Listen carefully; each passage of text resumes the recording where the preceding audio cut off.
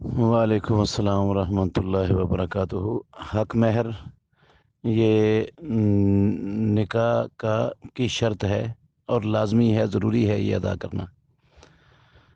تو جتنا بھی بندہ اپنی استطاعت کے حساب سے مقرر کر سکتا ہے اتنا مقرر کر دے۔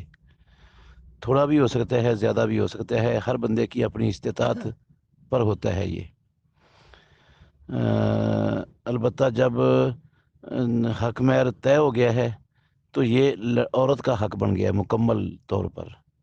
اب یہ اس کی مرضی کے بغیر، اس کی رضامندی کے بغیر مرد واپس نہیں لے سکتا، اور نہ ہی جو ہے نا وہ ختم کروا سکتا ہے پریشر کے ذریعے، اور نہ ہی یہ کسی اور رشتہ دار کا حق ہے، یہ صرف خالص اس لڑکی کا حق ہے جس کا نکاح ہوا ہے۔ تو یہ نکاح کے فوری بعد ادا کرنا ضروری نہیں ہوتا، یہ بیوی کے مانگنے پر دینا ضروری ہو جاتا ہے۔ اگر وہ نہیں مانگتی تو بے شک لیٹ کر لیں، لیکن چونکہ یہ بندے پر قرض ہوتا ہے تو قرض جتنی جلدی اتر جائے اس کو اتنی جلدی اتارنے کی کوشش کرنی چاہیے بندے کو۔